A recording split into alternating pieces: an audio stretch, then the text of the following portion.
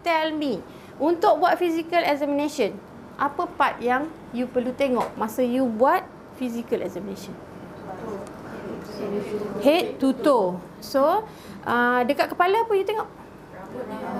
Lagi? Ada kelimomo, tak ada kelimomo. Kan? Nak tengok scalp dia sebab kalau ada kelimomo maksudnya ada apa? Personal hygiene, fungal infection. That's why dia come out dengan kelimomo. And then especially for those yang intubated kan, macam mana dia nak cuci rambut dia? So siapa punya tanggungjawab? Nurses punya tanggungjawab. Lagi? Skin. Okay. Lagi? Head to toe, ceritalah. Mata. Mata tengok apa? Alright. Lagi? Any abnormalities? Lagi? Ha. Kenapa kau tergamam sayang? Okey, konjantiva. Lagi? For those yang alright. Okey. Then? Okey. Alright. Lagi? Alright. Oral cavity. Hidung pun you kena check. Oral cavity. Tengok apa kat dalam? Ada fungal infection, ulcer, you know, apa lagi? Skin dalam kan, dehydrated or not. And then telinga. Alright. Okay, turun lagi. Apa tengok? Okay, thyroid. Turun lagi. Chest. Tengok bahu dia. Okey, chest dulu. Kan? Masa dekat chest tu tengok apa? Tengok dia nafas. Okey. Okey, sekarang ni kita cerita kalau katakan cik abang ni hidup Ni sebab dia ni dia tak bergerak. Okey, katakan you patient masuk because of high fever. Apa tu? POA. Paraxia of unknown. POU. Okey. Okey. Chest PUO. Chest dia apa you tengok? Okey, lagi? Pattern of breathing. Okey, turun lagi. Okey. Check. Alright, good. Lagi? Lepas tu tengok apa lagi? Tangan. Lagi? Tangan tengok apa? Alright, any abnormalities, sinus, you know. Okey, turun lagi tengok apa? Tengah part tak ada tengok. Last. Okey, lagi? Alright, lagi? Sebab patient demam tadi kan? Lagi? Ada hydration ke tak? Skin tegel kan? Kita tengok semua sekali kan? Alright, sampai hujung kaki. Okey, masa you nak check dada, you all check tak pakai stethoscope? So you hanya buat general physical examination. So you tak check dia punya chest, you tak buat percussion, auscultation, you tak check. You all belajar tak masa dekat school dulu? Tak ada dekat private. Okey. Kalau ventilator, macam mana you check? Sebab kalau intubate kita nak dengar equal ke tak equal, ada Okey, katakan dia koma. Check. Letaklah segala beg buku kau, macam mana nak check? Tak betul ni. Ni ICU train Dulu? Sekarang bukan lagi. Cuba check. Saya akan check apa left. Tak bagi salam, good morning ke pun kat patient tu. Pak cik ni koma. Okey. Good morning Pak Cik. Encik Mat, saya nak check dada. Sorry, screen privacy. Alright. Nak buka baju Buka lah, tak apa. Buka. You dah minta permission dia kan? Sebab patient koma pun you all kena minta permission, right? And then kena make sure cover apa yang patut. Sebab kadang-kadang saya tengok nurses dia lupa nak cover patient. Dia biar je expose area-area yang tak patut expose. Taklah, I mean dada kan. Takkan you nak dah buka-buka tu nak bagi dia ni dengan aircon. Ventilator kan? Ha? On ventilator Kalau kan? pakcik on ventilator. Saya akan cek apa lumen. Okey. Boleh beritahu macam mana you nak start letak you punya stethoscope kat situ? Okey, apa tulang ke berapa semua ke atau you letak aje? Kita letak je. Third intercostal. Okay. Alright, then you just perform. Left and left and right, then lower lumen kita bawa. Okay. Sebab trachea tube kat sini kan. Aha. Kita agak-agak tempat dia lah. Okay. Kalau mama, Tapi mama kita tak, sebab saya doktor kan. aha. Sebab You tak buat macam apa-apa. kita, macam pediatrik kan. Kita Mhm. tahu dia dia ada macam spasm, bunyi dia lain. Alright. Lepas tu kalau normal punya sound is lain. Oh, okay. So, Sebelum chest visual kita buat dulu, lepas after Alright. chest visual kita dengar right. clear ke tak Yes. clear. Okay, betul. Tapi yang kita tak adalah sebab itu doktor ni. You dekat PITS. How about adult? Siapa kerja kat adults ICU? Ni semua tak mengaku nanti. Confirm tak mengaku sebab takut Rosida suruh. Okey, kalau adult pun super bila patient on ventilator, you kena buat benda yang sama. Sebab apa? Especially early in the morning, bila patient definitely dia punya secretion banyak kan. So sebelum you nak start dengan physio, you kena check dulu, record, then only you perform physio, sekali dengan physio, then you kena check balik, then jot down. Kita nak tengok ada perubahan ke tidak. Sebab bila kita tak buat benda-benda macam tu, you fail to detect any abnormality. Memang doktor check, tapi you have to play your own role as a nurse for your patient. Sekarang kita dah tak panggil klien Dia dah tukar jadi patient balik Last time kita panggil klien. Saya pergi mana? Penang hari tu. Dia cakap, puan dah tak panggil klien. Dah panggil patient pula. Tak apalah. Kita panggil lah patient. Patient pun patient lah. Okey. Itu untuk physical assessment. So, lepas tu you plan your nursing diagnosis based on apa yang patient perform, based on patient adalah problem patient. Then only baru you boleh tahu macam mana you nak come up with your nursing process. Kenapa you all kena belajar subjek ni dalam semester ni? Puan ni tanya yang bukan pula. Sebab you ada posting. So, bila you ada posting, kita nak you tahu macam mana you nak kaitkan assessment yang you buat tu dengan nursing diagnosis. Dengan ni yang dah pakai uniform ni, dah get ready nak pergi ni. Kan? Hari ni onkologi dia orang ada clinical posting. Betul? Okey, so bila you tahu macam mana dalam case study yang you perlu buat, you kena jot down every single thing yang you dapat masa you punya assessment. Sebab saya tak nak you tengok apa yang doktor tulis, you tiru. No, this is the time yang you kena belajar macam mana you nak buat assessment sendiri and then come up with nursing diagnosis. Tapi during your presentation, for my onco student, you only will present 5 nursing diagnosis. The rest of the diagnosis will be in your written. Sebab mark for written and mark for oral presentation is different. So you will need to present the most significant for that particular patient with that particular diagnosis. Yes. Written. Ha? Why is written? You semester berapa? Semester 2. Semester 2 tak ada case study lagi. Next September, you akan pergi posting untuk 6 speciality. Ada. Nanti kita akan belum pergilah. Akan datang. Sekejap. You tak pergi posting ke?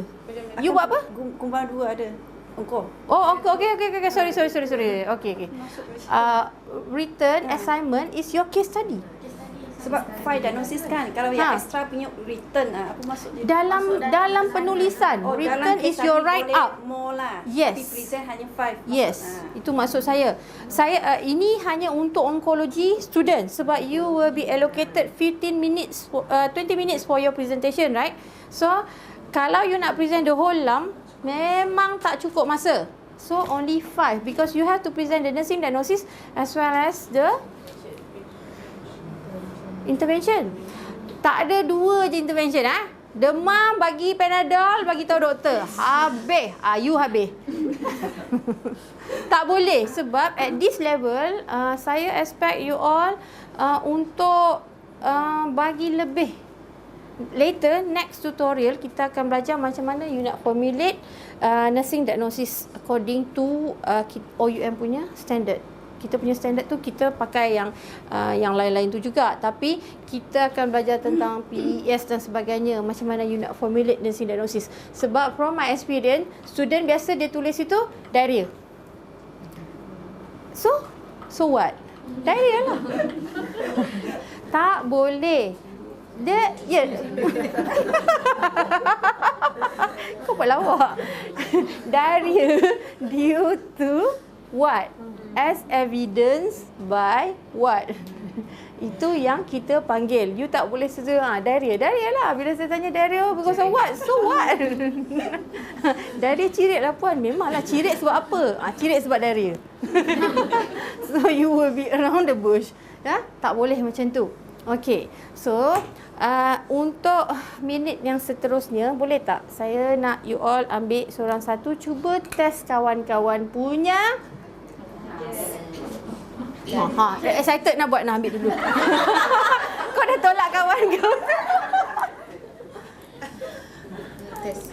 Oh, dia dah test tadi.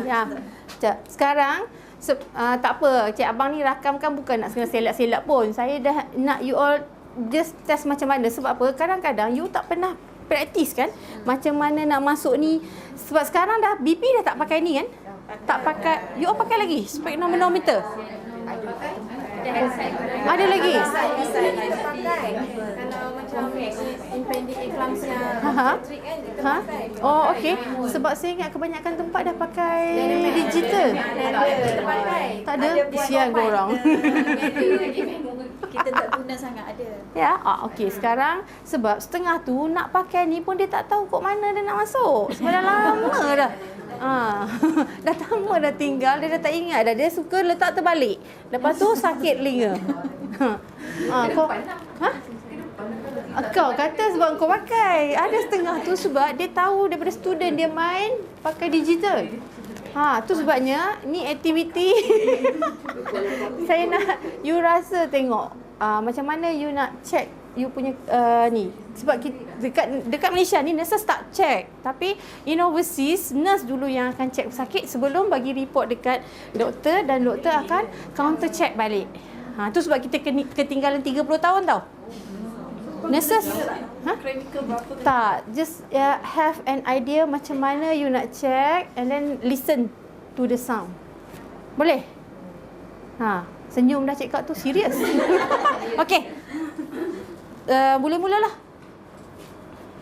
Okey, semua orang kena try letaklah handbag tu, tak ada orang nak ambil. Letak. Okey.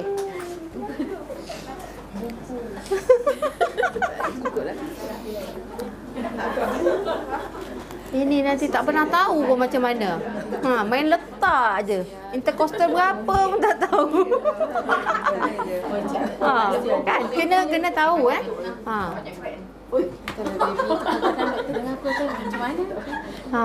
baby lagi susah kan nak betul-betul dengar kan.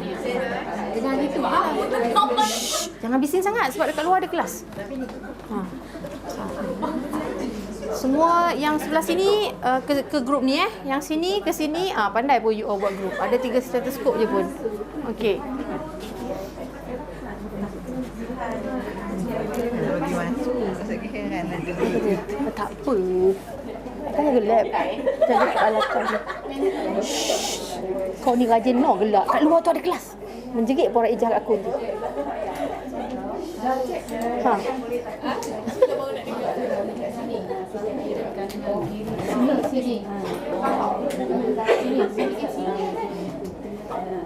Apex Beat tahu nak ambil tak? Kau tahu dia orang ni tanya melangak aje. Apex Beat tahu nak ambil tak? Tengok. Cik baik aku suruh cuba. Macam mana? Sebab bila you buat auscultation kan you boleh check heartbeat, Apex Beat sekali tau. It's very important. Kau kerja kat mana yang kau dah lupa ni? Klinik. Tak ada patient on digoxin ke apa ke yang nak masuk? Untuk patient antenatal ni. Oh, okay. Rasa macam Itu sebabnya saya tak nak cakap je kat atas. Saya nak suruh you all buat. Sebab tahu mesti dah lupa skill. Balik cari balik Ha. intercostal berapa. Berapa? Oh ya. Macam mana nak cari intercostal ke-9? Ini macam ikan ECG, kita buat ECG tu, kita test Intercostal ke-9? You pergi, you kena balik cari balik intercostal berapa. Takkan sampai kedua. 9. Tak ada. 4 Lepas tu dia ada midnight clavicle. Semua kena. Semua tak buat ECG pun. Tu sekarang kalau biasa ada mesti tahu kan macam mana nak papit. You pun sendiri nak kena ajar klien macam mana nak papit. Kita sendiri pun kadang-kadang terlupa juga nak papit diri kita kan. Tapi that one is very important. Since the rate for cancer kan boleh katakan dia punya ratio 1 in 4. Can you imagine? Terlampau ramai yang develop cancer. Perempuan terkenal dengan breast cancer kan. Jadi kalau you sendiri tak tahu macam mana nak papit, nak check yourself for that one is very dangerous. Saya pernah involve in one of activities di UPM masa saya dekat UPM last time. Bila kita buat head screening, ada student datang. Kak, dia kata, saya tak sure ni lam ke apa panggil tapi bengkak. Jadi because of health screening punya tempat tu tak ada untuk nak palpate, kita bawa dia masuk dalam toilet, kita palpate and then memang ada lump. So kita buat referral letter, suruh dia pergi hospital for full investigation. Sebab kalau tak kan memang kita tak boleh nak detect. Kita pun kena ajar public macam mana nak buat. And hopefully macam saya selalu cakap dengan student, tak kira you kerja dekat hospital atau you kerja dekat community, you belongs to community. You have to serve community. Okay? Hopefully we can arrange activity later under alumni OUM untuk buat health screening for students selain daripada nursing student. Sebab last 2 years kita buat health screening sebab most of you tahu kan macam mana check dan sebagainya, check glucose dan sebagainya. So kita minta student sebab all the equipment is here. So student datang, invite all student daripada other faculty. Dia orang bayar dalam RM5 just untuk kan strip glucose tu mahal for that course. Dan kita screen. Kita bagi nasihat kesihatan. You all semua nurses sterile kan, nak bagi nasihat kesihatan dan sebagainya. So kita buat station dan you all duduk lepas tu gile-gile take turn. Kita buat tu. One of OUM punya ni lah. Dan ada juga daripada program DPHC under Mr. Ramesh, diorang buat serupa paramedik punya intervention. Sebab diorang pun belajar health assessment kan, belajar nak check dan sebagainya. Kita buat dekat learning center, dia punya event dekat kelas bawah tu, yang dia punya student ada seorang umur 60 lebih. Dia kononnya collapse. So masa tu all VIP semua terkejut tengok patient collapse. Student tu collapse sebab dia dah tua kan, dia duduk depan tu tiba-tiba.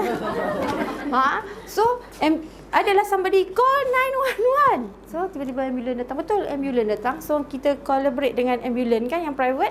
Dia orang datang, bawa stretcher, masuk. So kita punya VIP tengoknya, oh my god.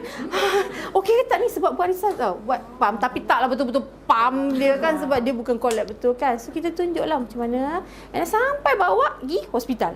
Lepas tu baru VIP tu cukup. Oh, ini senario rupanya. So this is how the learning process datang Kenapa yang saya suruh datang check dan sebagainya ni sebab apa? Kalau you duduk kat atas, you akan rasa boring, you akan mengantuk sebab baca.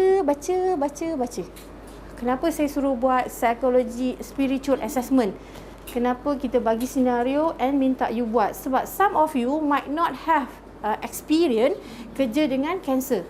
Kebetulan senario yang kita buat tu cancer client. Kalau macam untuk PITS, PITS masuk dengan AML lah katakan, acute myeloid leukemia. Okey, apa you rasa intervention pula? Assessment pada mak bapak dia pula in terms of spiritual. Apa yang you rasa? Is it the same like the scenario that we discussed just now? It's totally different. Sebab you ada that kids as a client, kan, your real client, and you have the parents as the client as well. In terms of spiritual, you nak kena bagi semua ni. Semua ni nak kena bagi dekat kids yang kanak-kanak tu, katakan umur dia 12 tahun, dekat kanak-kanak umur 12 tahun, dan dekat mak bapak dia. And then let's say this family come from far. Katakan daripada Ulu Temeling, dirujuk ke HUKM sebab hospital sana tak terror lah, kena agak datang HUKM hospital, teaching hospital. So masuk dekat ward mana, senang lah aku bagi contoh ward mana tu, kononnya umur 12 tahun. So macam mana you as a nurse nak terima klien, patient you umur 12 tahun dan parents, kan? Sebab you nak cakap dengan budak yang 12 tahun, dia tak kenal you tau, dia rasa you stranger. So it's not that easy you datang-datang, dek kak nak interview. Tak ada. Dia cari mak ayah dia dulu. So nak kena tackle mak ayah dia dulu. Lepas tu diorang you tengok daripada history datang dari Ulu Temeling. Jauh tau. Datang dengan ambulans dari sana. You rasa penat tak? Naik boat tu tak sure lah kan. Yelah rasanya naik boat. Dan naik boat nak naik apa lagi? Lepas tu sampai ke hospital. Sampai kat kaunter, nurse muka moncong. Asam je. Aku dah nak balik, datang pula lagi. Ada kan? Ada. Sebab you human being. You bukan macam abang ni, robot. Dia akan senyum je walaupun ada 100 admission. Kan? Okey, bila datang tengok muka nurse tu, Allah, dah lah aku penat naik boat tadi. Lepas tu penat nak naik ambulans lagi, goyang-goyang dalam tu. Ambulans mesti muntah punya lah. Lepas tu datang dekat ward, nurse muka moncong. Macam mana? Stress. Very stressful. Lepas tu dekat ward makna dia tak ada bilik. Kan dia ada bilik untuk certain case, tapi dia on macam partition tu kan. So you tak ada privacy nak duduk macam dalam bilik ni, seronoknya aircon semua. Dia tak ada. So dia hanya ada langsir yang in between. Mana nak letak barang yang bawa dari Ulu Temeling banyak-banyak ni? Kan bawa baju, mestilah mak ayah punya baju campur anak punya baju, semua sumbat bawah katil. Tiba-tiba nurse kata, "Keluar." Kasih keluar. Tak perlu bawah katil, kumpul habuk. Taklah. Saya bagi tahu sebab senario ni berlaku. Tu sebabnya saya kena bagi tahu you. Kasih keluar, habuk. Nanti orang tak boleh sapu. So, you rasa macam mana? That's why penting sampai degree level, you mesti nak kena tahu macam mana you nak buat nak layan spiritual, fizikal dan sebagainya pada pesakit. Sebab kita tak nak you lupa masa you belajar diploma dulu, dah habis dah bab communication bla bla bla tu. Bila masuk jadi nurse, communication dah tinggal dah, tak cakap pun dengan patient. Tiba-tiba main terkejah aja. Ni nak ambil BP ya. You know, kadang-kadang because of tak cukup staff, you kerja banyak, berlambat-lambat lagi kerja, nak pressure. Kan pagi tadi bergaduh dengan lelaki, suruh hantar tak nak hantar.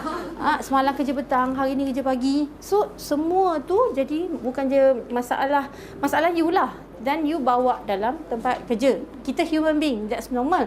Tapi tak boleh lah. Sepatutnya tak boleh. So can you imagine kalau kes macam tu datang, nak interview susah, nak ni, dan datang pula medical student interview. Mulalah houseman, tu nurse pula nak buat nursing diagnosis dia punya pasal. Lepas tu kan medical student datang, lepas tu ni degree student nursing ni pula daripada mana-mana. Berapa universiti masuk situ, semua pun pergi terjah. Sebab apa? Dia punya kes tu unik. Tak ke parah mak ayah tu nak bercakap, nak apa, and then mana nak tinggal? The worst part, mana nak tinggal? Mana boleh dua-dua jaga kat situ? Takkan bapak nak duduk kat luar? Nanti cleaner dia sapu-sapu sekali dengan bapak tu. Tak boleh duduk sini. Kan? So, macam mana? This is something yang, that's why saya cakap, you belongs to society, you belongs to community. Benda-benda tu walaupun pada you hanya perlu treat pesakit, tapi sebenarnya you kena layan semua-semua tu. First masuk, bila you buat nursing assessment, that's why penting. Masa nursing assessment, kalau you tahu dia tak ada tempat tinggal, cuba tanya social worker kalau dia boleh tinggal dekat mana-mana tempat yang dia boleh bayar dengan harga yang murah, atau dapatkan secara percuma untuk dia. Kalau memang HUKM ada. Tapi kalau katakan dekat tempat lain yang tak ada lah, penuh dan sebagainya, macam mana? Itu semua you nak kena crack your head. Dah lah you kat rumah fikir masalah keluarga, sampai tu nak kena fikir masalah keluarga lain pula lagi yang you tak kenal pun di stranger before. It just jadi masuk as your pesakit. Tapi this is your role. Kalau you fail buat tu, maksudnya you tak menjalankan sepenuh tanggungjawab you. Itu sebab pentingnya kita bagi subjek ni nursing assessment. Tu saya cakap tak semestinya you duduk dekat atas tu. You duduk atas, saya buka slide, you baca, saya pun baca, cerita, goreng. Sekali kau gelak, habis 2 jam dah masuk kelas lain. No. That's why daripada 2-3 hari lepas saya fikir macam mana nak make sure you all tahu macam mana nak buat. Tu yang tadi bila ada yang kata tak tahu nak ambil Apex Big, sebab you dah tinggalkan lama. Saya tak salahkan awak. Benda tu awak tak buat hari-hari. Awak belajar masa dekat school dulu. Kan? Masa student. Tapi benda-benda tu you kena once in a while, you kena recall balik, reflect balik macam mana caranya you nak buat. Kan? Rasa macam lamanya aku tinggal benda-benda tu kan. Macam you cakap tadi, you tak tahu macam mana nak buat FXB. Intercoastal 9. 9 duk kat mana? Kau pergi tengok kat patung tu, Intercoastal 9. Kau jangan gelak. Kawan-kawan cakap Intercoastal 9, kau kira ada berapa Intercoastal? Benda-benda ni penting sebab you belajar anatomy and physiology. Nun berapa tahun lepas? And then whatever, more than 10 years. Whatever yang you nak practice balik, yang dulu-dulu, kalau you tak recall, kalau you tak check balik, you tak boleh ingat. Sebab apa yang you buat dekat ward adalah rutin. Tadi saya tanya kawan you, intercostal berapa? Bila you nak check, nak start dengan you punya auscultation? Tak tahu kan, dia kata letak je sini. Intercostal 3. So yang ketiga, lepas tu macam mana nak buat percussion, macam mana nak buat the rest tu, slowly you all boleh belajar balik lah. Penting you kena recall, check balik, tolak dalam pen. Tu bila you nak buat physio, penting. Bila you nak buat apa lagi, auscultation, apa lagi, check balik buku, lupa dah. Ada 4. Palpation, macam mana you palpate. Macam mana you palpate? Guna apa? Pump. Ada juga orang guna hujung jari. Salah. You tak boleh nak rasa. Palpitation important, especially bila you nak palpate. Contohnya you nak ajar buat BSE. You tak boleh palpate hujung. You tak dapat detect. Kan? Hujung ni you kena pakai pump. Then only you boleh detect dia punya lam tu dekat mana. Tu penting nak kena tahu. Sebab ada saya tengok orang buat palpitation. Salah. Salah. Kau gelak, kau buat. Salah. So kena belajar baliklah tu. Macam tadi saya cakap buat daripada head to toe. Ada yang mulut buka tapi tak bunyi sebab dia lupa dah apa dia nak tengok daripada ujung rambut sampai ujung kaki. Kalau rambut berkelumur, apa intervention you nak kena ambil? Takkan nak biar dia kelumur situ je. Especially bedridden patient. Kan? Definitely you have to come up with something. Alright. Okay. Anything